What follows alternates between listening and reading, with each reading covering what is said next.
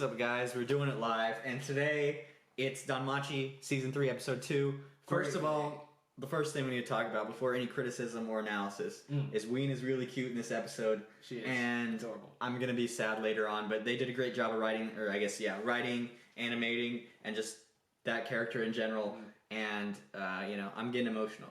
It's really great. I think they're nailing that aspect because a lot of the season and the arc depends on kind of like the emotional beats of, like making you feel sympathy for the monsters that can talk, the Xenos, as you got the little sneak peek for the third episode, and then as well as, how the world perceives that and what may be wrong with the world because of that. And, because Belle's a hero, how he's going to respond to that. But this episode was really good. I think they're doing everything great. I have high hopes after 2, but, that doesn't say anything. They can always screw up at any time. But lots of things. So I guess to break down, I guess we should talk a little bit about what happened, right? So the second episode, we actually start off seeing the evils, which I feel like I can say that now. Whew, I was worried about spoiling that before. Evil was evil. There's a U in there. Evil's. That's still I don't know. I trust the books. Yeah, Evil's is fine. I'm just memeing. I'm not gonna say Evil-less. That's Evil-less. That doesn't work. Evil-us? Evil-us. Anyway. Yeah, that's the people that are the haters of the show, or the haters of the arc. Maybe. Yeah, maybe. Or the people who like eyes. Yeah, exactly. Anyway, continue. Anyway, so. We start off seeing them, which is really cool. We will talk a little bit more about like possible cut content because we think we know, but as this episode untails, there is some things where it's like, did that? Oh yeah, I remember that. To be fair, it has been like 2 years. It has been a while. This book, but we get them a little sneak peek of kind of what they're scheming to do in the dungeon.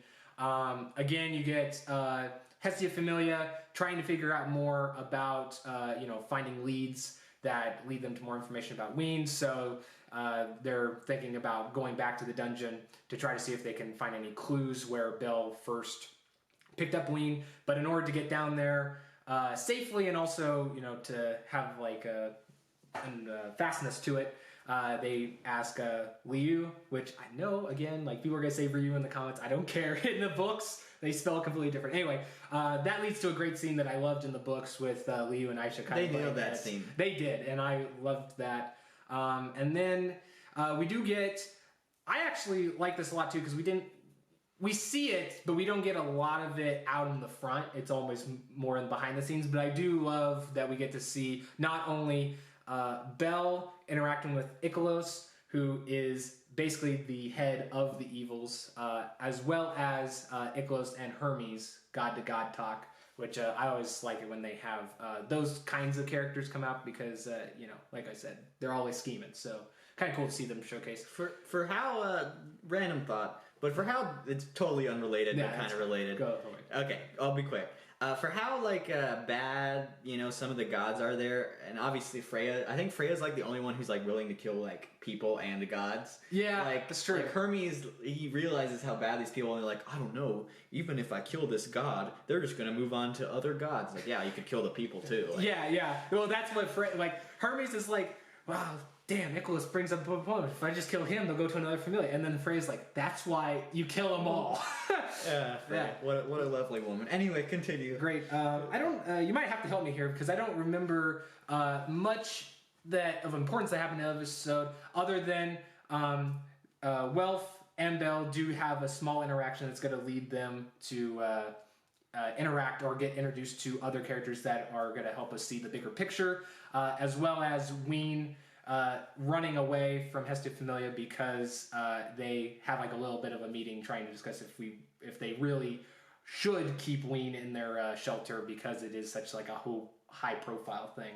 And then obviously having the townspeople accidentally see Weine, and then Belle and the rest of Hestia Familia trying to step in and get her back out of the spotlight, and they take refuge in their old home, which is sad to see. But it's a great nostalgia look for there as well. So yeah, the one thing I want to talk about, and we were actually talking about when we were watching the episode, is like how you understand Lily's opinion about Weine and how it's just too dangerous. But I love how they can have a discussion as a familia, value each other's opinions. Belle makes the choice, and everyone's full in. That's not like the U.S. at all. Yeah. like Lily actually like goes in and saves Weine later on in the episode. With two people with completely different opinions can still work together. Exactly, yeah. No, but like it's really good writing, and that's something really that is. a lot of people I don't think, know much about the series. Obviously, it's got a funny name, and like, you know, it's a fantasy, and it's it's an isekai. Well, not really, but anyway, you know, people think it's generic in some ways, but I think what makes the show so great is the familia dynamic, and especially how they just build up the characters. And this is probably the first episode in the anime, as far as I know, we get to see. As far as I can remember, we get to see Belle becoming a real hero. So I think, in the first two seasons, he is learning to be an adventurer. He's trying to figure things out. And in this episode, he obviously still has faults because he's trying to figure out what monsters are and if we can kill them or not kill them. Which is a good scene that they put in. But at the end, you see him clench his fist and he says he's going to fight for what he loves and what he knows is right. And I think that's a great introduction to Belle and his development. Yeah, and I love how they subtly add that with the person that we see in the dungeon, the other monster who can speak, posing like the coexist, and that kind of, I don't want to say he has a full answer, but also you can kind of see like the thoughts kind of, you know, bubbling forth from the mind, and exactly what that means. Also, it's just kind of like a nice, that's one thing I love about the Munchies, because even if it's like small steps at the beginning, it's still big things for Belle. So like, you know, the first season, like you said, him kind of just becoming a adventurer, kind of learning the ropes, doing some heroic acts, but I feel like this is the first like full step that he takes to hero status, which is great to see. Overall, there is some things when we were watching the episode that as a book reader, you know, like Michael said, it's been a while. So like some things like you forget until you see them and you're like, oh yeah, I remember that. That's a really good deal. I think overall they handled it really well and adapting the material they did show. The only thing is, though, is that I feel like we did get like a cut of two things. One is, I don't know if we got cut content for the orphanage and the Seer Bell moments, because I could have sworn that scene with Weine saving the kid from the cart falling was after Belle had already met with the kids, but I could be wrong. Yeah, so don't quote me on that. It may happen 2 or 3 times because I think she does save them during the Aisha, or not the Aisha, the Eyes fight, which is a major spoiler, but it's fine. But I do know that is very important with how the people of this world view and respond. Yeah, so that's really cool that they have that scene still in there, even if we don't. I don't know. I go back and forth because, again, that foster home or whatever you want to call it, it is kind of like one of those things. Like, yeah, if they cut it, I'm not gonna be too upset. But it is such a big, like, I guess, realization to like the reader and the audience of like how the people like work and feel in the world. But then the other thing is that with seeing the evils up front in the first part of the episode, I could have sworn this would have been a perfect time, at least, to see the dastardly deeds that they do to get these monsters and what also makes them so evil.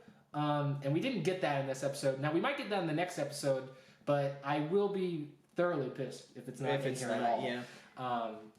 I mean, like the antagonist does kill a talking monster. Yeah. So you do get to see that, but you don't get to see the full extent of his evilness in this one. So. Well, I don't know, because like that one monster that was in the cage, was it like I don't know if they alluded to that was a Xeno, or was it a?